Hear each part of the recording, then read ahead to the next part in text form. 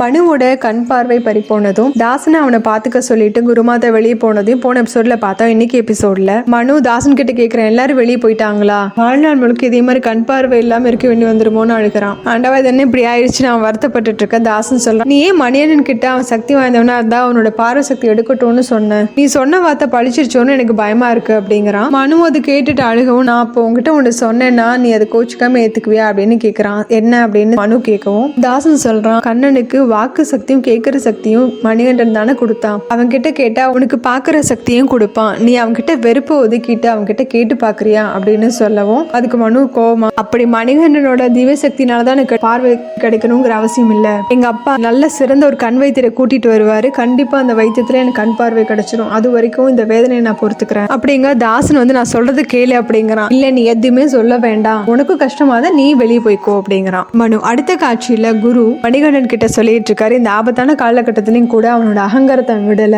அறிவின்மைக்குன்னு ஒரு விலை கொடுத்து தானே ஆகணும், அவங்க அப்பா ஒரு வைத்தியரை கூட்டிட்டு வருவார், அதனால கண் பார்வை கிடைக்கும் அப்படின்னு நம்பிட்டு இருக்கான். ஆனா எனக்கு அந்த நம்பிக்கையே இல்ல, குருகுலத்துல இருக்கிறப்போ தானே மனுவுக்கு இந்த மாதிரி ஒரு ஆபத்து வந்திருக்கு, அவனை கைவிடவும் முடியாது, நீ மனுவுக்கு பார்வை கிடைக்கணுங்கிறத பத்தி தானே இப்ப யோசிச்சுட்டு இருக்க அப்படின்னு மணியன் கிட்ட கேட்கும். நானும் அதை பத்தி தான் யோசிச்சுட்டு இருக்கேன், மனுவோட கண்கள்ல அந்த படத்தோட சாறு ஒரு படலை மாதிரி தான் இருக்கு, அந்த படலை மாதிரி இருக்கிறதுனாலதான் அவனுக்கு இப்ப எதையும் பார்க்க முடியல, மத்தபடி அவனுக்கு கண் பார்வை முழுமையா எதுவும் போகல அப்படிங்க. குருவும் அதை எடுக்க முடியுமா அப்படின்னு கேக்குறாரு. முடியும், ஒரு பச்சிலை மருந்து இருக்கு, ஆனா அது ரொம்ப அபூர்வமானது அப்படின்னு மணிகண்டன் சொல்லவும் குரு கேக்குறாரு, அது எங்கப்பா கிடைக்கும், நான் கூட படிக்கிற அவன் மனசளவுல தன்னம்பிக்கை விட்டு கூடாதுங்கிறதுக்காக நீ வந்த யுத்தத்துல அவனுக்காக விட்டு கொடுத்த, தோத்து போன, இந்த விஷயத்துல அப்படியே விட்டு போறியா, இப்போ அவனோட கண் பார்வை போயிருமா அப்படின்னு குரு கேட்கும். அப்படி எல்லாம் எதுவும் நடக்காது, நானும் கண்ணனும் போய் அந்த மூலிகை எடுத்துட்டு வரோம் அப்படின்னு சொல்லிட்டு ரெண்டு பேரும் அங்க இருந்து கிளம்புறாங்க. குருவும் சாமியை கும்பிட்டுட்டு இருக்காரு. அடுத்த காட்சியில மனுவை காமிக்கிறாங்க. மத்தவங்க எல்லாரும் அவனை சுத்தி நின்னுட்டு இருக்க. மனுவோட அப்பா வந்துடுறாரு.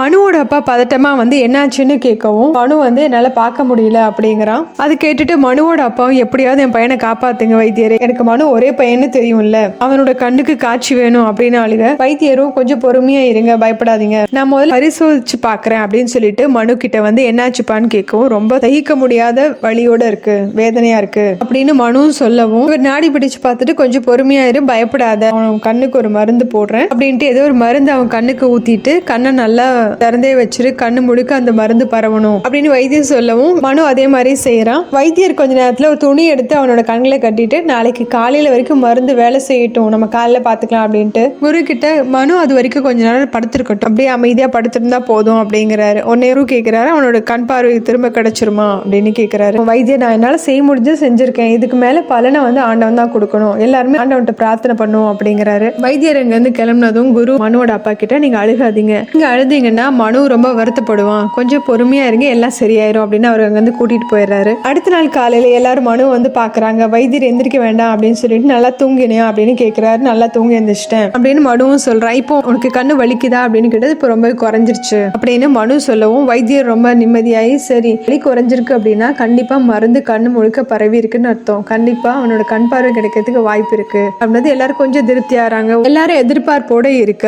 வைத்தியர் கண் கட்டி அந்த கட்டுகள் எடுக்கிறாரு. இப்போ கண்ணை மெதுவா திறந்து பாருப்பா, இப்ப எல்லாமே தெரியுதா அவனுக்கு அப்படின்னு கேக்குறாரு. கண்ணை திறந்து பாக்குற மனு இப்போ கண்ணு தெரியல அப்படின்னு சொல்லவும் எல்லாருமே அதிர்ச்சி ஆகுறாங்க. மனுவும் எதுவும் பார்க்க முடியல, வெறும் இருட்டாதான் தெரியுது அப்படின்னதும் அவங்க அப்பா பதறி போய் வைத்தியர்கிட்ட கேட்கிறாரு, அவன் கண் பார்வை கிடைச்சிடும் சொன்னீங்க இல்லையா, இப்ப எதுவும் தெரியலங்கிறானே, என்னாச்சு அப்படிங்கிறாரு. வைத்தியரும், இந்த மருந்து வச்சு நிறைய பேருக்கு கண் பார்வை கிடைச்சிருக்கு, ஆனா இவனுக்கு கிடைக்கல அப்படின்னா அப்படின்னு நிறுத்தவும் அவங்க அப்பா பதறி போய் என்ன ஆச்சு அப்படின்னு கேட்கிறாரு. வைத்தியர், என்னோட அனுபவத்துல நான் படிச்சதை வச்சு சொல்லணும்னா குமாரனுக்கு கண் பார்வை கிடைக்கிறதுக்கான மருந்து இல்லைன்னு தான் சொல்லுவேன் அப்படின்னு வைத்தியர் சொல்லவும் அவங்க அப்பா அழுதுகிட்டே, என் பையனுக்கு இனிமே கண் பார்வை கிடைக்காதா அப்படிங்கிறாரு. எல்லாருமே அதிர்ச்சியில இருக்கிறாங்க. இப்போ அந்த இடத்துக்கு மணிகண்டனும் கண்ணனும் வரவும் குரு கேட்கிறாரு, மருந்து கிடைச்சிருச்சா அப்படின்னு கேட்டதும் கிடைச்சிருச்சு அப்படின்னு மணிகண்டன் சொல்றாரு. இதை பார்த்துட்டு மனுவோட அப்பா கோவமா, இப்போ உனக்கு திருப்தி ஆயிருச்சா, நீ தானே என் பையன்கிட்ட எப்பவுமே பகை உணர்ச்சியோட இருந்தவன், இவன் இந்த நிலைமைக்கு வந்ததுக்கு இவன் தான் காரணம் அப்படின்னு மணிகண்டன் மேல பழிய போட குரு தடுத்து நிறுத்திட்டு, மணிகண்டன் இவனுக்காக தான் மருந்து எடுக்கிறதுக்காக நேத்தே கிளம்பினான், இவ்வளவு நேரம் அலைஞ்சு தெரிஞ்சு மருந்தையும் கொண்டு வந்திருக்கான், இப்ப அந்த மருந்தை போட்டு பார்க்கலாம் அப்படிங்கிறாரு. இல்ல அதெல்லாம் எதுவும் வேண்டாம், இவன் கொடுக்குற எந்த மருந்து என் பையனுக்கு வேண்டாம், என் பையன் மேல ரொம்ப பகை உணர்ச்சியோட இந்த சத்ருவன், ஒரு எதிரியோட கையில இருந்து எந்த மருந்து என் பையனுக்கு கொடுக்கறதுக்கு நான் அனுமதிக்க முடியாது, இதுக்கு மேல எந்த சதியும் வேண்டாம் அப்படின்னு சொல்லி கோவமா கத்தவும் எல்லாரும் அதிர்ச்சியில் எதுவும் பேச முடியாம பாத்துட்டு இருக்கிறாங்க. இப்ப மனு தான் பேசுறான். மணிகண்டனை பத்தி அப்படி பேசாதீங்க, அவன் யாருக்கு எந்த சதியும் செய்யற ஆளு கிடையாது அப்படிங்கிறான். இதோட இதோட இந்த எபிசோட் முடியுது. அடுத்த எபிசோடில் பார்க்கலாம். நம்ம சேனலை லைக் பண்ணுங்கள், ஷேர் பண்ணுங்கள், சப்ஸ்கிரைப் பண்ணுங்கள், பெல் பட்டனையும் ப்ரெஸ் பண்ணுங்கள். தேங்க்யூ.